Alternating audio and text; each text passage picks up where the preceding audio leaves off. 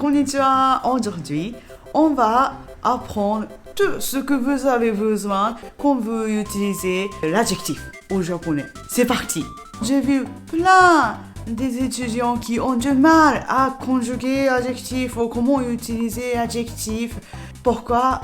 Parce que il y a plein des expressions en verbe en français et des étudiants ont du mal à utiliser adjectif au lieu de verbe au japonais. Numéro 2, parce qu'en japonais, on conjugue les adjectifs. C'est quelque chose de nouveau pour mes étudiants. Et troisième, on utilise de temps en temps l'adjectif au passé pour faire des commentaires, des retours pour des choses qui existent maintenant. Ça, c'est 3 perspectives pourquoi l'adjectif est plus difficile pour des apprenants japonais qui parlent français comme la langue maternelle.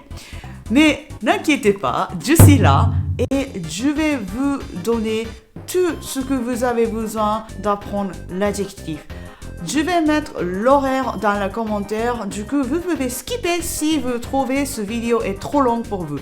C'est parti. Le premier exemple, ça c'est quand on s'amuse, quand on fait quelque chose ensemble, comme des copines, des copains, et on donne réflexion sur l'action. Par exemple, si on est dans le parc d'attractions, on dit « Tanoshii ne !» Ah, c'est amusant. Ou si on lit les mangas ensemble, on regarde le film ensemble chez vous, on dit « Ah, omoshiroi ne !» Ah, c'est drôle. On dit ça souvent, on donne réflexion positive à quelque chose qu'on fait ensemble. Et là, on donne ça au présent. Numéro 2. Ça, c'est météo. On toujours dit, ah, il fait chaud, il fait froid, samu, il fait froid, atsui, il fait chaud. J'ai fait déjà plein de choses. Cliquez ici. Numéro 3, ça, c'est quand on ne se sent pas bien. On exprime notre condition de corps avec le adjectif qui s'appelle itai. Itai, ça veut dire douloureux. Et on doit avoir le vocabulaire de corps, évidemment. On utilise le parti de corps comme le sujet et on dit le parti de corps ga itai desu. Ça, c'est la forme en poli. Et quand on dit ça avec la forme informelle, on dit la partie de corps ga itai. Par exemple, atama ga itai, j'ai mal à la tête. Mei ga itai, j'ai mal aux yeux. J'ai mal aux dents. Ha ga itai, j'ai mal au cou. Ah, kubi ga itai. Quand on veut travailler beaucoup, kata ga itai, j'ai mal aux épaules. C'est comme ça, on doit ajouter la partie du corps, ga itai. Et on peut dire ça à notre docteur. Numéro 4, l'utilisation classique. Quand on veut décrire le caractère des gens, on utilise adjectif. Je vais faire une liste. Kawaii, mignon, kireina, joli, beau, belle, kakkoi, handsome. Beau gosse, on a le mot beau gosse aussi, on dit ikemen na. Du coup, ça c'est l'adjectif qui finit par na. Du coup, on dit ikemen desu, ikemen da ne. Yasashi, gentil, shizukana, calme, genki na, énergétique, omoshiroi, intéressant ou drôle, on utilise dans du cas. Jiyu na, libre, ou quelqu'un qui est ouvert, ou quelqu'un qui ne fait pas attention des autres. Ozappana, on ne fait pas beaucoup d'attention à détails, mais on préfère regarder les choses en gros. Ça c'est ozappana. Komakai, détaillé. Du coup, ce sont des adjectifs que vous pouvez utiliser pour décrire le personnage des autres. N'hésitez pas à écrire 1 ou 2 phrases dans le commentaire et je peux vous corriger votre japonais. 5e, quand vous parlez le planning, les projets des autres, et quand vous voulez inviter quelqu'un au soir ou la fête, quand je suis dispo, on dit hima desu. Et au contraire, quand on est occupé, on dit isogashi desu. Si vos potes vous demandent kyo isogashi, est-ce que tu es occupé aujourd'hui? Si vous êtes occupé, vous pouvez dire isogashi. Et si vous n'êtes pas occupé, on peut faire la version négative en occupé, on dit isogashiku nai. Et si vous êtes vraiment libre, vous pouvez dire hima. Par contre, si vos potes vous demandent si vous êtes libre comme ça, kyo hima, vous pouvez répondre comme oh hima, oui, je suis dispo, je suis libre.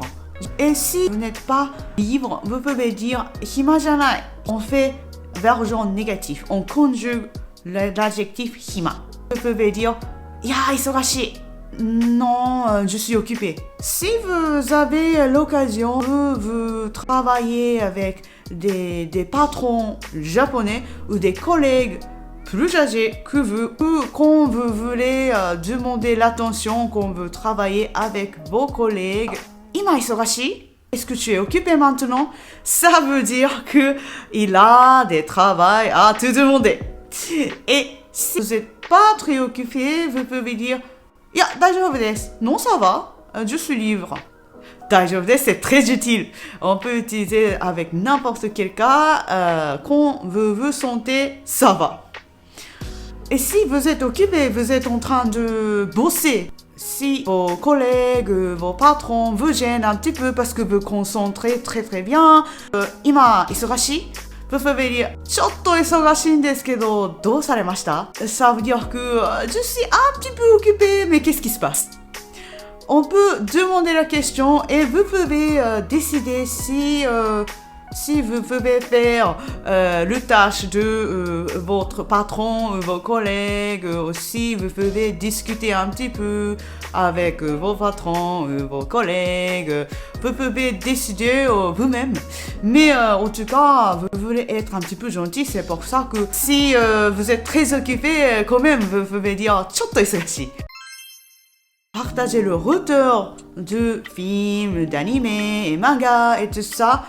Si vous avez déjà lu ce manga, le bouquin, ou si vous avez déjà regardé ce film et l'animé, vous devez créer la forme de passé d'adjectif. Par exemple, ce qu'on parle souvent, Spy Family dou datta? Qu'est-ce que tu as trouvé par rapport à l'animé de Spy Family? Si vous avez déjà regardé, vous pouvez dire yokatta, ah c'était bien, ou omoshirokata, c'était intéressant, ou c'était drôle. Si vous trouvez ce animé un petit peu ennuyeux, vous pouvez dire tsumannakatta.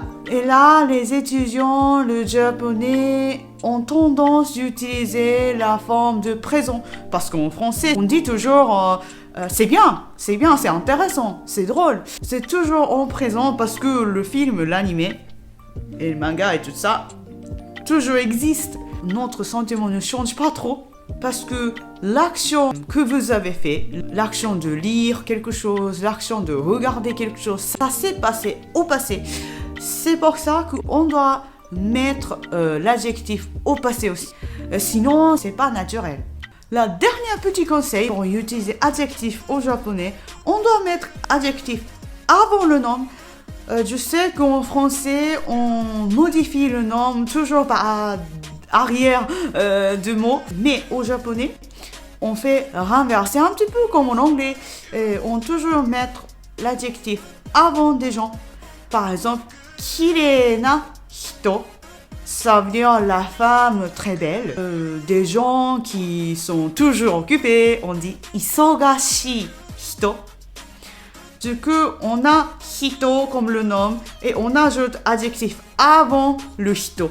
Voilà, j'ai tout expliqué comment on utilise l'adjectif en japonais et comment conjuguer les adjectifs. J'ai déjà fait le short. Cliquez ici pour des conjugaisons des adjectifs qui finissent par i et ici pour la conjugaison de adjectif qui finit par na.